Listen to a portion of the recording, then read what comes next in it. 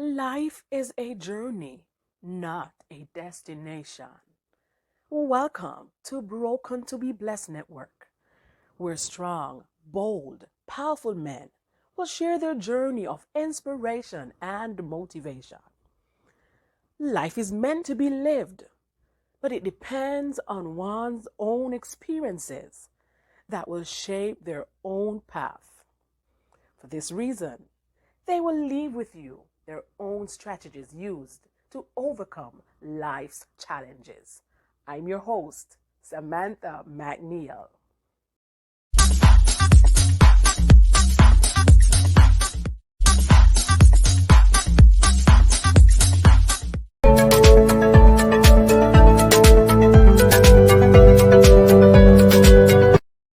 Ladies and gentlemen, today's guest, Antonio Dawson.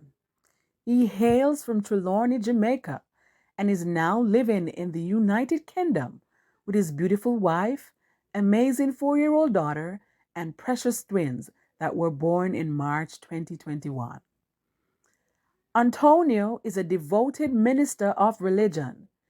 He is the founder of a weekly devotional program called Spiritual Breakfast. His audio messages are shared on his website and on social media. Antonio served as a police officer in the Jamaica Constabulary Force for nearly 6 years before migrating to the UK. He is a qualified psychological therapist working in London to help treat people suffering from depression and anxiety. He is knowledgeable of the struggles of life and has committed his life to improving the lives of others using psychological and spiritual tools. He is also an emotional support coach who is passionate about merging theology and psychology. Antonio is the founder of the Speak Black Man movement, which aims to educate and empower Black males about mental health difficulties and encourage them to speak about their emotions. Antonio is the author of his very first book, God's Seed for Success, released during the global pandemic in 2020. It is a 31-day devotional to transform minds from drought to growth, inspired by the life of Abraham and how he navigated through the struggles of life to become God's seed for success. It is equipped with psychological and spiritual tools that can be used to strategically develop the saved and unsaved. Antonio's most recent achievement is being awarded Therapist of the Year from the Inside Out Wellbeing Award in May 2022.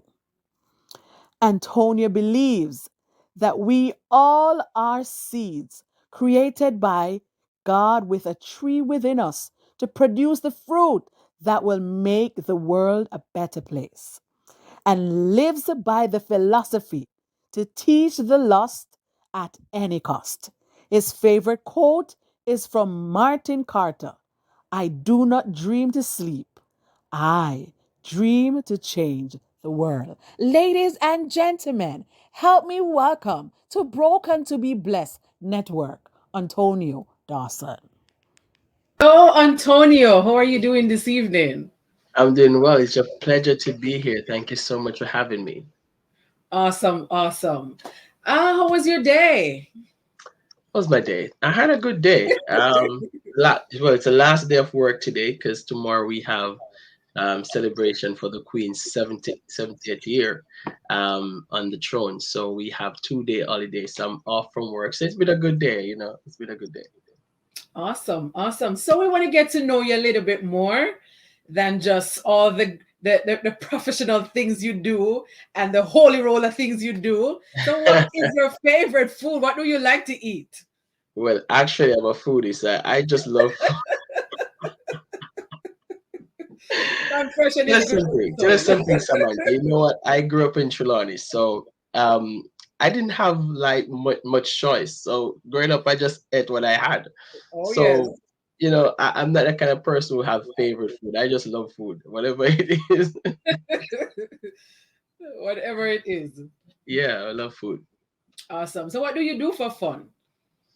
Um, I spend most of my time, most evening you'll find me in the gym. I devote an hour most days to the gym, so I go to the gym religiously. I like to ride, love to cycle. And I cycle maybe 3 times a week. Other than that, I spend time with my family, my children. That's what I spend most of my time doing.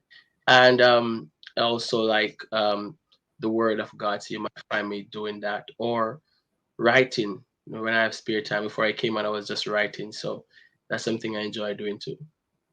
Okay. So you're a father of three and two at once. How is that experience and how is it going? That was a mind blowing experience. Wasn't anything I was anticipating. It was the furthest thing from my mind.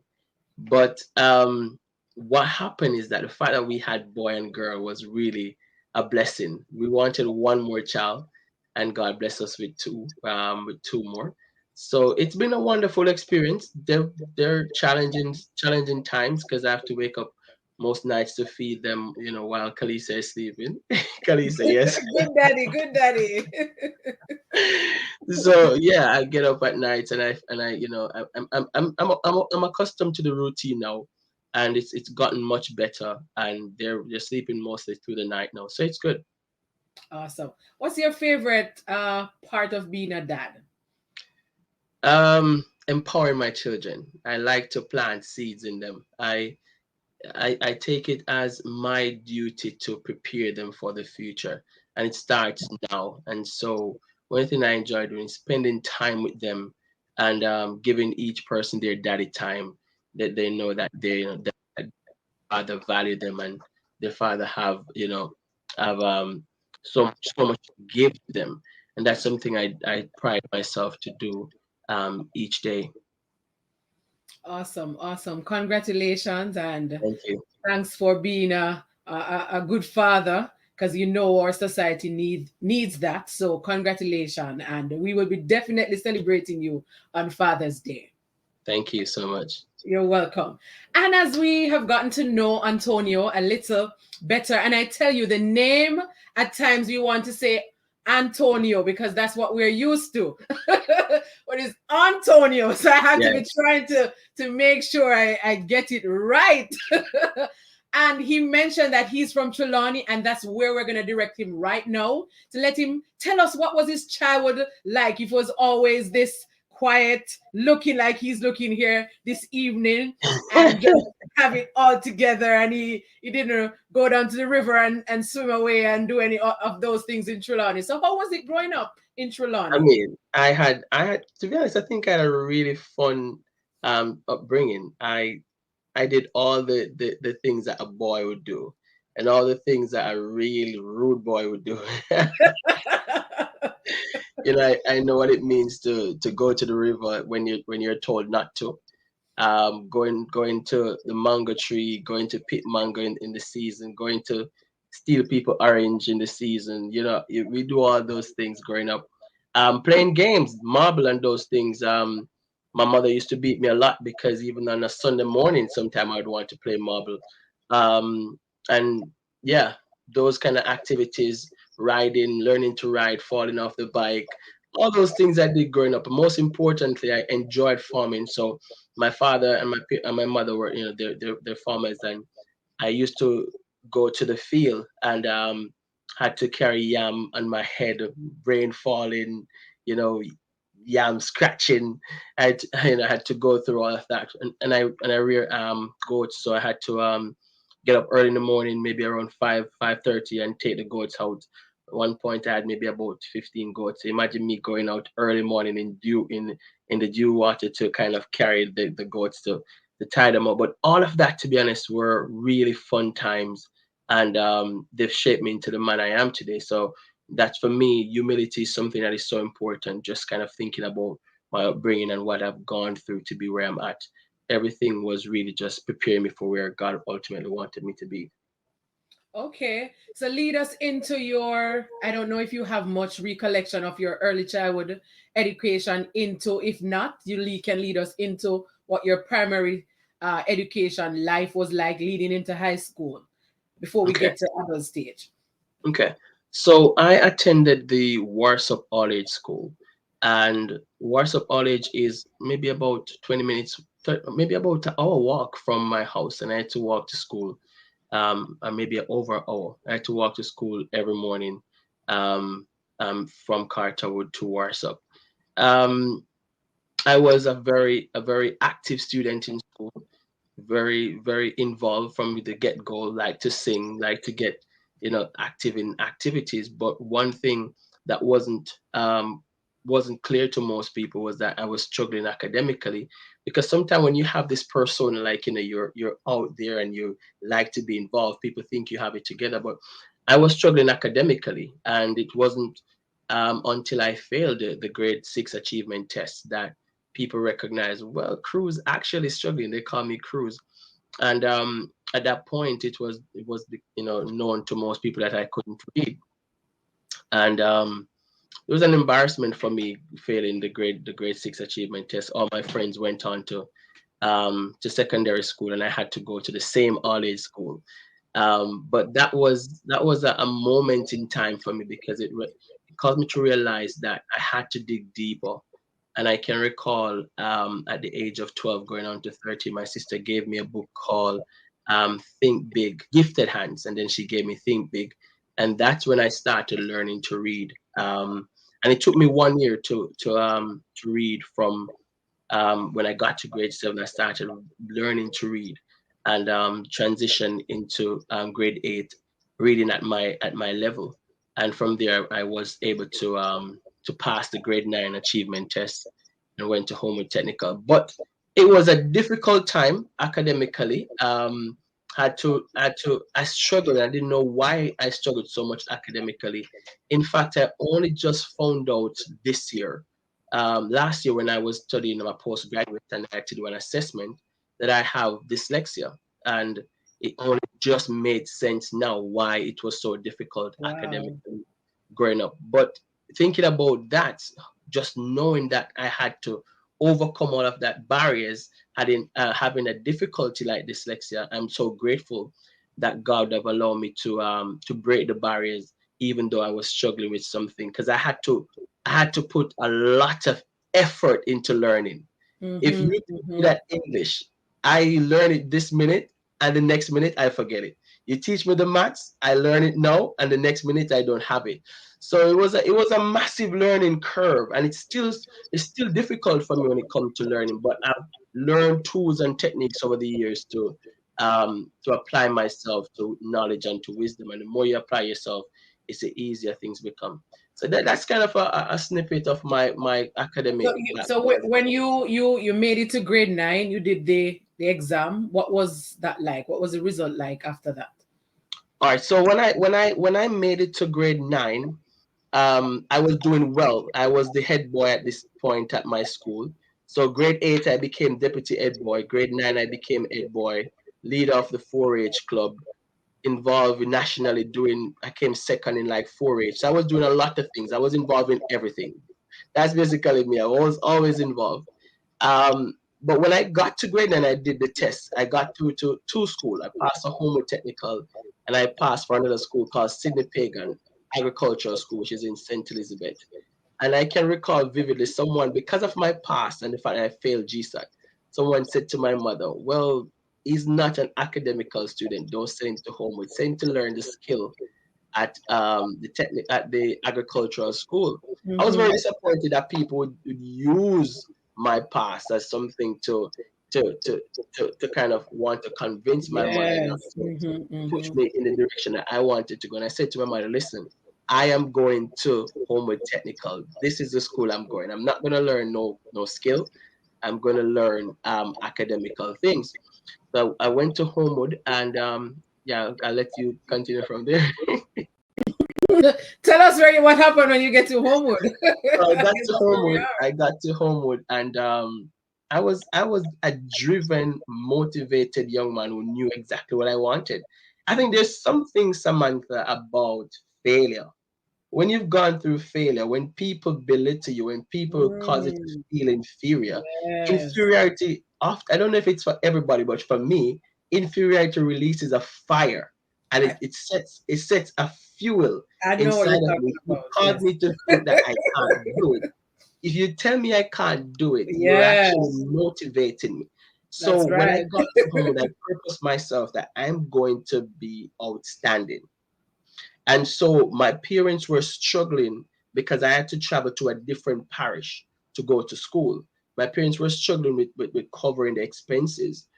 But what I'll do is I'll wake up very early, 5 o'clock in the morning, and I'll get the first car that leaves a neighboring community, pass through my community, and I'll get to Christiana like about 6 o'clock.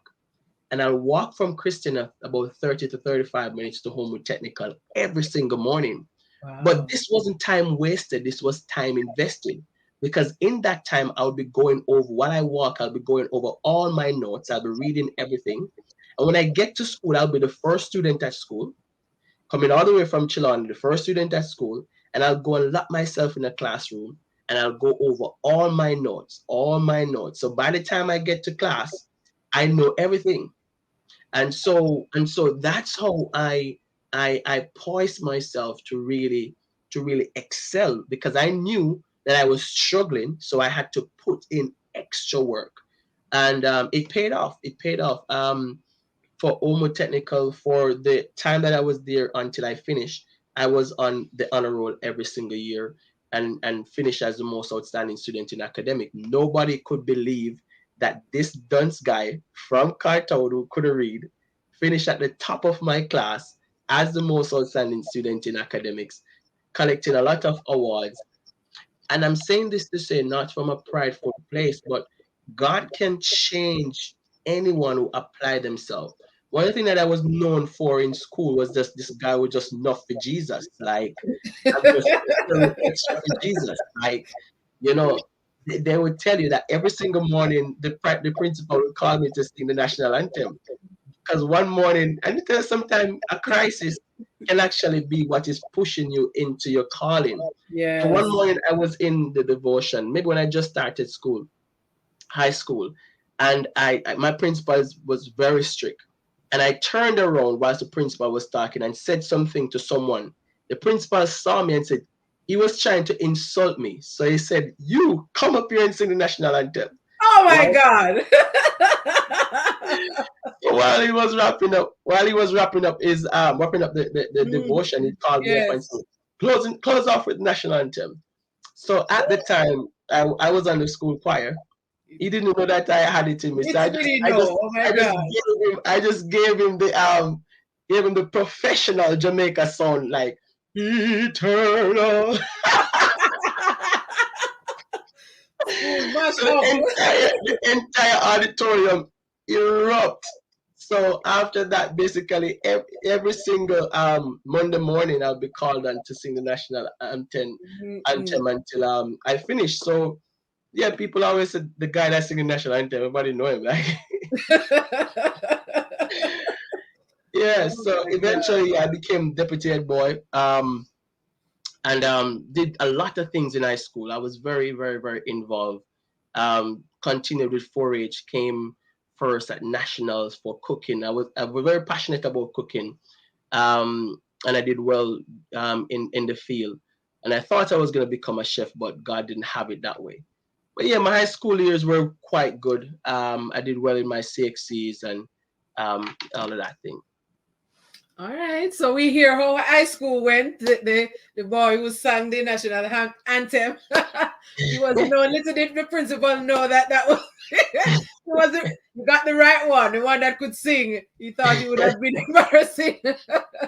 I tell you. So after finishing high school, what you as you mentioned, you thought you would have become a chef. What changed your mind? How did things work out there? What did you do after? All right. So when I finished high school, finished at the top of my class, got through to two. I got through to University of the West Indies, and I got through to University of Technology. I got through on one which was a nursing course and another which was to do home economics management.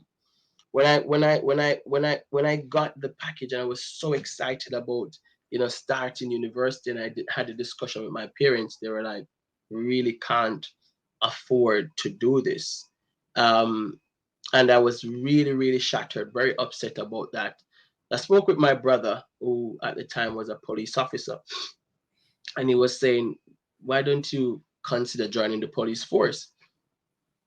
But I'm like, I don't want to sit out of school for an entire year waiting to become a police officer. So I did the police test, and and decided that I'm gonna go on to sixth form while waiting to be called to become a police. So I went to sixth form, and I was there for 1 year. Nothing. They didn't call me from the JCF. Um, at the time when I was there serving as a deputy head boy, um, the next year, as I started the second year, it was the November that the JCF called me. By this time, I heard that like the school said, "Oh, they're gonna appoint me head boy," and I'm like, "Do I? This is a big role, head boy, going to police force." But I'm like, "What is my future really going to be? Do I just live for the status that makes me look good, or do I pursue something that will put me in the position to go on to pay my way through university?" So I had to make a decision then. So when they called me, it was around November, and I started school in September before. So I had to leave sixth form halfway, not less than halfway, and I went into the police training. When I was in the police training, I purposed in my heart that I wanted to finish my A levels. So whilst I'm training as a police, I'm studying to do some of my A levels, which was I wanted to do communication studies. So I was supposed to do like SBAs and not, but not SBA. I don't remember what they call it at sixth form anymore. But yeah, I had to do those things, and I remember leaving training, going to do the exam, and saying, "Ah, boy, I'm gonna fail this." Sociology. It was sociology, but I had a passion for sociology, so I said I had to do it. So while I was in training as a police, I went and did sociology, and I passed. I got a grade 2 for sociology, not studying much, just being in police training. And from there, I got dispatched to Montego Bay, where I started my police career. And in Montego Bay, I was known as the police that cleaned the streets up. I was just a police that really knew who I am, firm up in my belief. Wasn't one that just settled for the like right or left hand thing. You could not bribe me. You could not buy me out. If you break the law, I'm going to use the law. I was very knowledgeable of the different. I was very knowledgeable of the law. So if I stop a driver, for example, and I stop him, I knew all the offense. So I could point out 10 offense. And I know that if I point out 10 offense to you, you can't be offended if I give you 2 tickets or one. So for me, knowledge became something that supported me to be good at what I do. But I enjoy my time as a police. I spent 5.5 years here in the police force. Some of the best time of my life. I mean, started out on the beat, working the beat, and then I went on to become a force driver, where I would drive, patrol the city of Montego Bay and its surroundings. Then I was sent to the Normal Manley International Airport, where I worked for a few months. Then not now my mind, Daniel Sanchez International Airport. Then I was sent to a fraud squad, where I worked for about 2 years, and then I went to anti-corruption unit, and from there I migrated to the UK. You said it That's like that. Like, I migrated to the UK. Oh my God. Interesting. I Interesting. guess I guess for me, I mean, migrating was never on my mind. I was never one of those guys who was trying to get an opportunity, because I was making my own way in Jamaica. You understand me? When I was in the police force, I was studying psychology. I was doing my degree. And I had my car. I was looking to buy a house. So I was very much an independent person. So I wasn't looking at opportunity. So when I had to make the decision to migrate, it was not for me. It was for the future, and it was for children. It was for all the things that when we discussed, I thought, you know what, let me make this decision for the future and for my children and so forth. And I have no regrets, but I really loved what I was doing. I enjoyed going into schools as a police and supporting young people and all the things I'm passionate about. I was doing as a police. So was it just that you made the decision to, what was the big decision? What was the decision behind? Let me prompt you a little bit so you can put out a little bit of the story. I think he found love, and love steered Okay. him in that direction. So I guess we're gonna dive a little bit in that. Yeah, so I've definitely found love. I met my wife Kalicia in 2000, and was it 2009 when I started my A levels. She came to visit Jamaica. I was at church, saw this beautiful girl that I've never seen in church before. I'm like, wow, that girl looked nice and looked like a stranger. So after church, I just went over, introduced myself, and asked if she enjoyed the service. And from that moment, we started talking.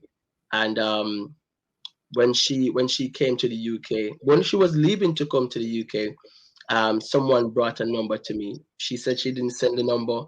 Um, I don't know how I got the number. Someone Wow, just gave it to me, and interesting. I connected with her because what I gave her when we spoke was my email. So I didn't even have a phone at that time.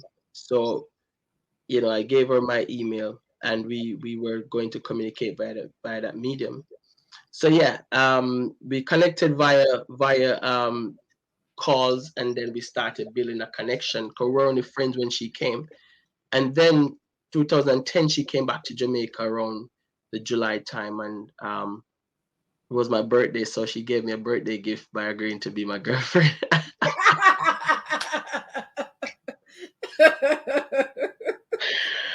Yes, I was asking her all along. I'm like, would you consider being my girlfriend? And she was like, no, because you seem nice over the phone, and you appear nice in church, but I want to come back to see if you are the person you say you are, or the person you're pretending to be. So of course, when she came, I continued to pretend to be the same person.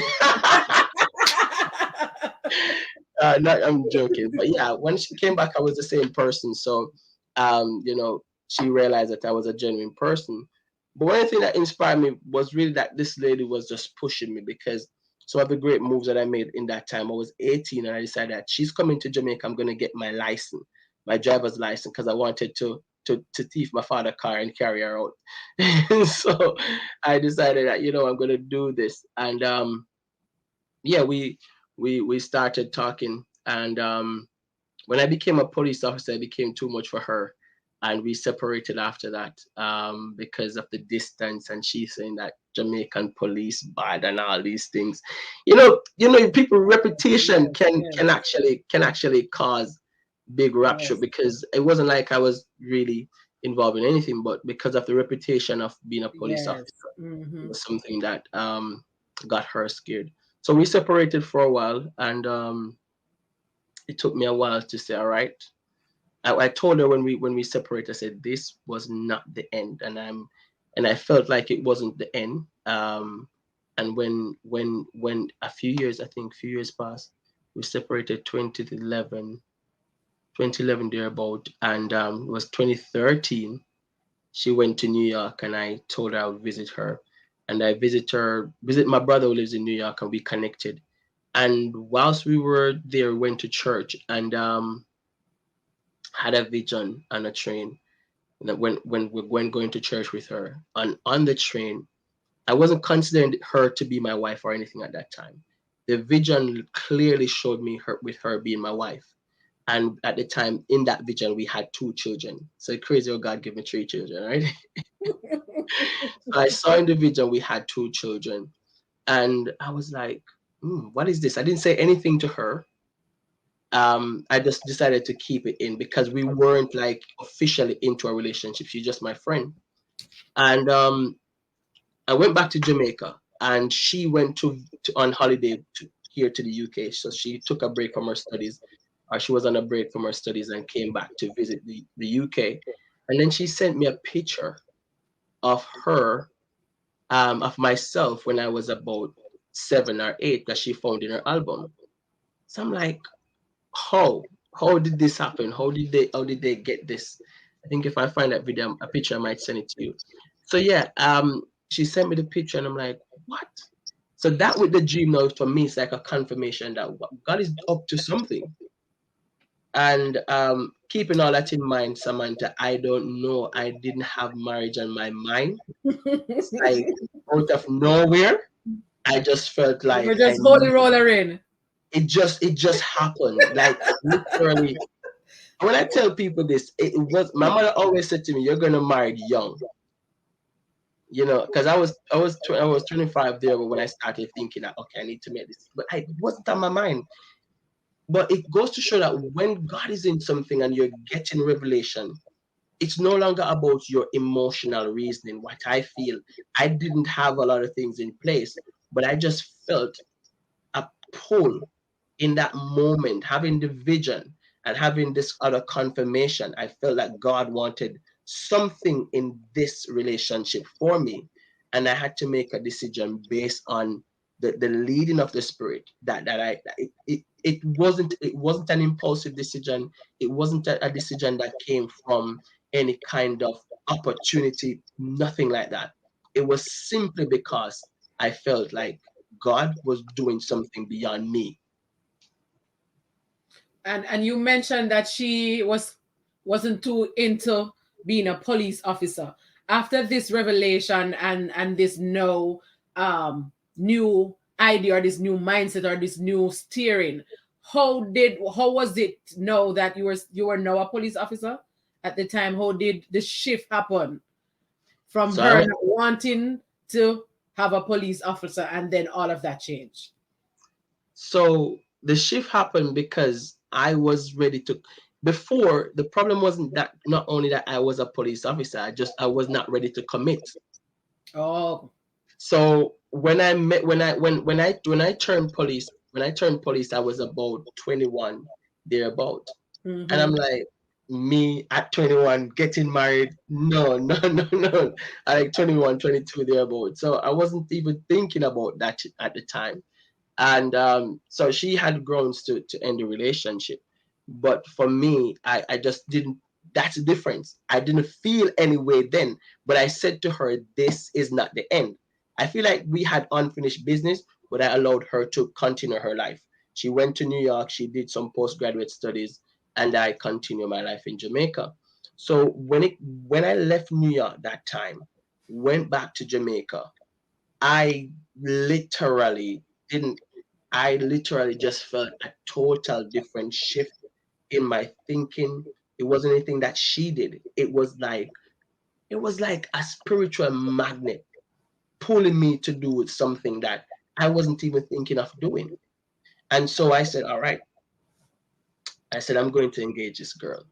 And so we started talking about, because remember, we're just getting back close. We're not like in a serious relationship.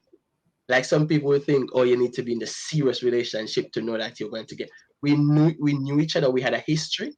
We had a history. We spent time together. We knew each other. We were friends, and we talked here and there in between that time. But now that I had this confirmation, I was ready to make this girl my wife, and so I started asking her about marriage, and we had this conversation. She said, "I'm not in any playing around thing. If you're not serious about settling down, then don't even come to me these conversations." But by then I was already in that mindset. So I said, yeah, let's go ahead. Let's prepare for marriage. And then she was visiting Jamaica in December, and I created this thing called Operation Engage. So I had all yeah. So I The had man all with the my work plan. colleagues. So I had all my work colleague. We had this the police vehicle driving to the airport. I bought a lot of roses, and each rose represent the years that we spent together. So I said 2019, 2020, 2009, the year I met you, 2010, the year we got together, 20, like just listing out each rose, and then I gave different people the rose to take to her. Wow. I gave like my mother one, my sister one, my work colleague one. So by the time she got to me at the airport, the first time in history I've ever seen the entire current went at the entire airport. It was too hot. Crazy. It was Oh my crazy. It was God. crazy. So, Mm-mm. anyways, we decided Operation Engage will not fail. So I had my colleagues running, turning on the car light, and then she come out. And at the time, the song that came out at that time was, "And you know one of these days, when I get my money's right, buy you everything and show you all the finest things in life." All right, so yeah, I had that song playing, and then the car drive up with that song playing, came out with this big bouquet of roses, gave it to her. Samantha, that was the most nervous time of my life. I'm Oh telling my you, God. even though I know this is what God is doing, I'm like, I'm really doing this. Like, Oh my I God. was I was shaking, and I actually put the ring on the wrong finger because Oh my I God. was I was so anxious. But anyways, I did that, and we didn't wait too long for the marriage. We just decided that yeah, we're just gonna have get married. And it was at that point that I was thinking about the next stage of my life. As I said, I love policing. I love what I was doing. When we spoke about children, opportunities for education, knowing that UK have free education and all the things that were possible here. Kalisa didn't mind coming to Jamaica. In fact, she was up to migrating and coming to Jamaica to live. It was me looking at the future and saying what would be best for us if we have children, and saying, all right, let's make the decision based on that. It was a tough decision, but it was one that, you know, I have no regret doing. I have no regrets doing. Awesome, awesome. And I'm happy because I was a little bit nervous because I know Antonio to be very fun, and so I wanted to get that out. I don't want him to be too stiff and be the therapist this evening. I want him to be I want that part of him to come out. So I'm happy that I got some laugh, and you hear those stories and see that he's not just a shirt and tie minister That's of right. religion that is so cold, and Hmm. but now we're at him migrating to the UK, and we want him to take us into what life become for you making that big step as you mentioned. Um, to be honest, my first impression of the UK was like, this is foreign. Like, seriously, it's not. I've traveled before. I traveled to New York and those places. It's a total different world when it come to the UK, because UK take you back into a more modern kind of, no, more kind of historical look, with this brick walls and everything. So my first impression, I came in the winter when it was very cold and not so pretty. Yeah, and gloomy. Yeah. Um, I'm like, oh my God, this is what I came into. Wow. But I think what happened for me is that my wife was she was she was she was she's very organized, so she was already making preparation for me. So I came, the first thing she greeted me with was warm clothes. I had change of clothes and everything. But she took me for food that evening. And then we went home. And then I landed on Monday, and I had an interview. She had organized for a job opportunity, and the person said I should come in for an informal chat the Thursday. Wow. And I was saying, because when I was leaving Jamaica, someone said, "You're gonna take months to get a job. It's gonna take you months." Or they were like, "You're stupid to leave a job in Jamaica." Even people here in the UK were like, "Oh, I Yeah. know." But even family was like, "Why you stupid to leave the police work? I come England." I'm like, okay. So I said, God, Kalisa mother sent me a voice message before I left, and she said, "Antonio, the God that you serve, he will never let you come here and not get a job."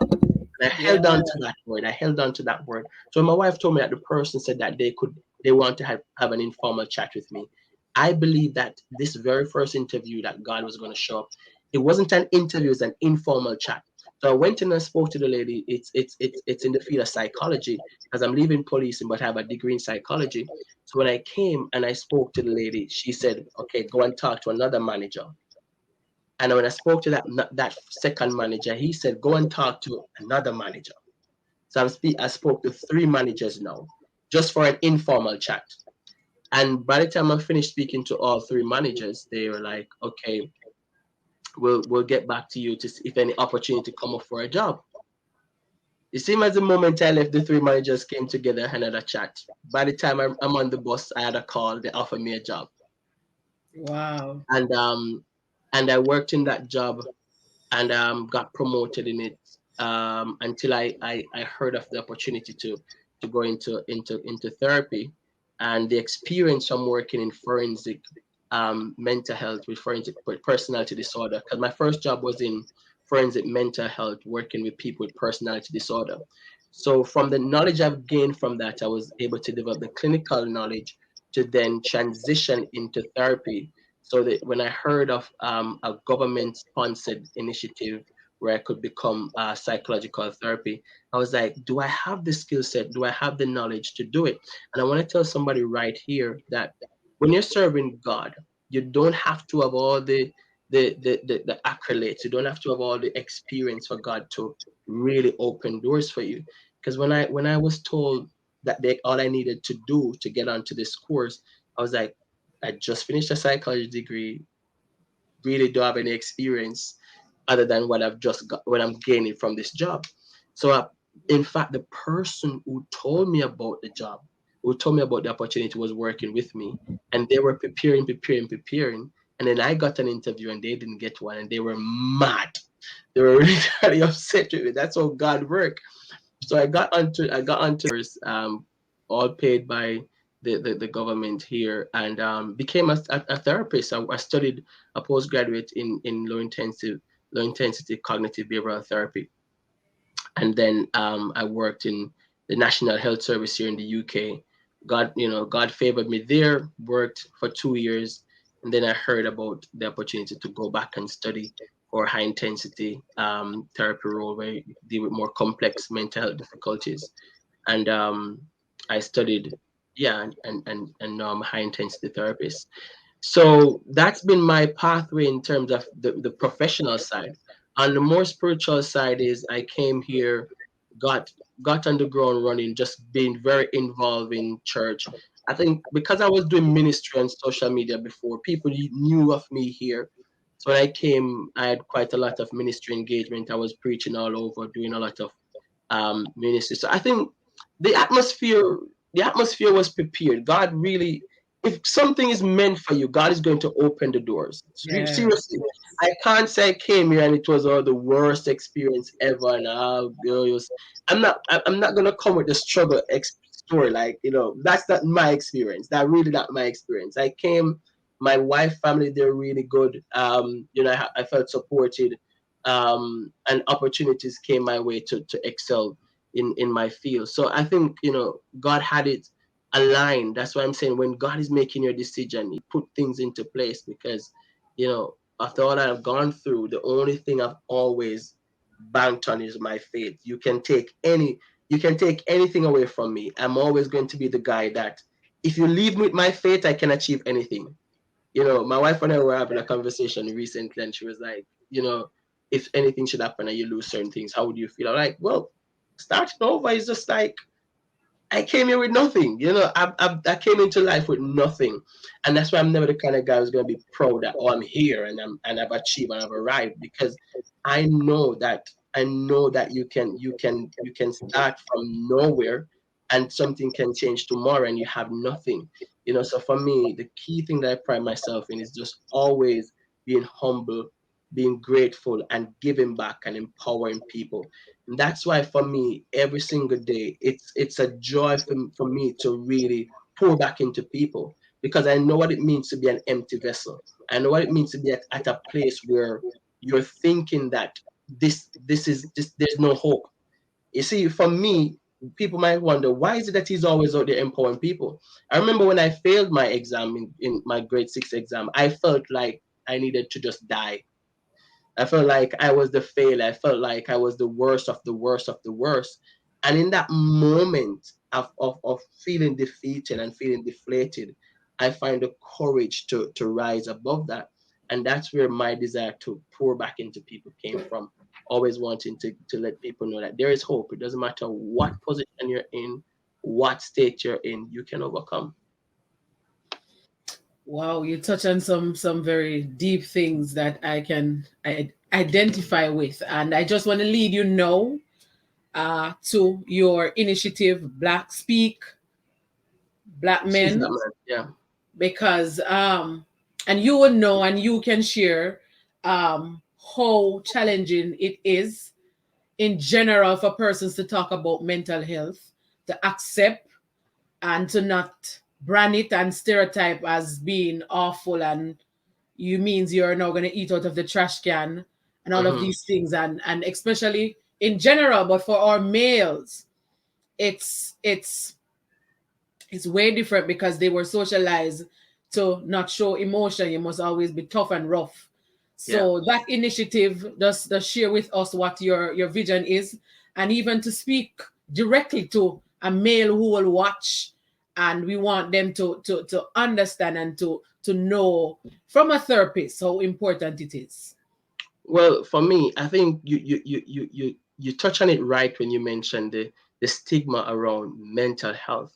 And one of the things that I've been what a brand Speak Black Man to really promote is actually mental wealth. Our motto is your mental health is your greatest wealth. Um, the idea that one having mental health is actually a difficulty, that's so not true, because there's a difference between mental health and mental illness. All of us have mental health. It is our state of being able to function within society. Mental illness is when you're not taking care of your mental health, then you might become exposed to a diagnosis such as depression or kind of some form of anxiety. But the Speak Black Man initiative is really to empower Black men to recognize that it doesn't matter how you've been socialized, the ability to be vulnerable and accept that you need to speak about your challenges is the only thing that is going to support you to become the best version of yourself. It doesn't matter how you were socialized to think that you can be tough, you can man up, you have it all together. All of that is really putting on a front stage when oftentimes you're suffering in the backstage. If you don't really learn to process your emotions, you're suppressing truly what is happening inside of you.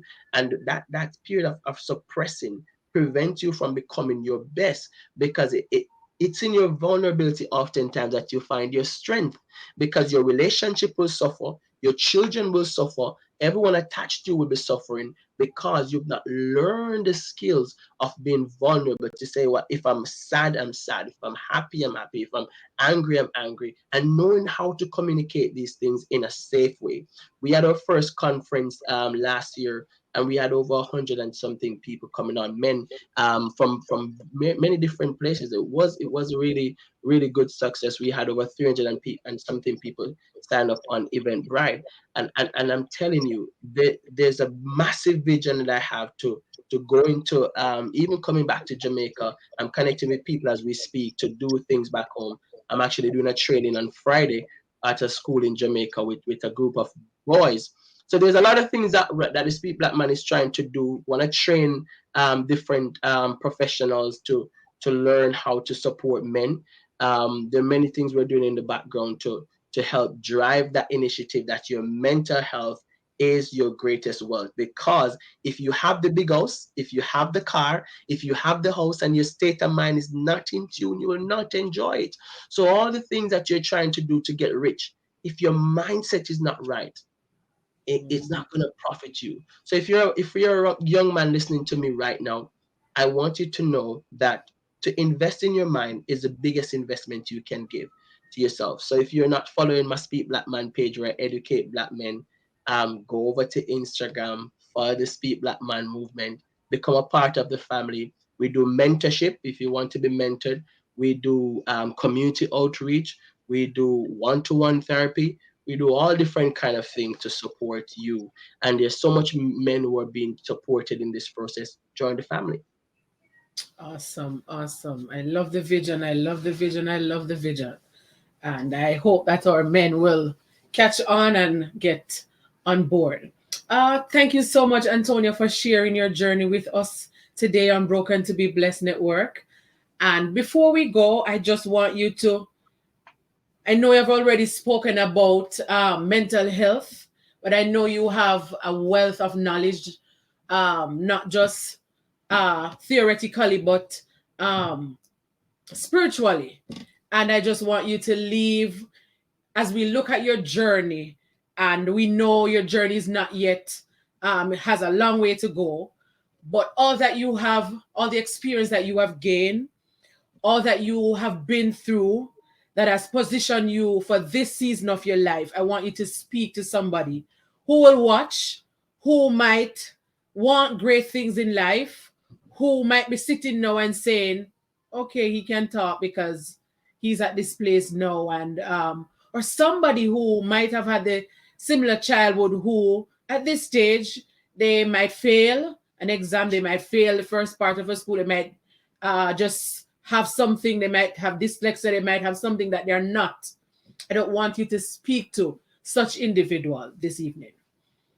Now, I want that person that is listening to me today to remember one thing, that failure could be the best thing that has ever happened to you. Because sometimes it's only through that failure that you will find your true faith. It's only through that failure that God is working behind the scenes to allow your plan to open, your pain to align it to his plan.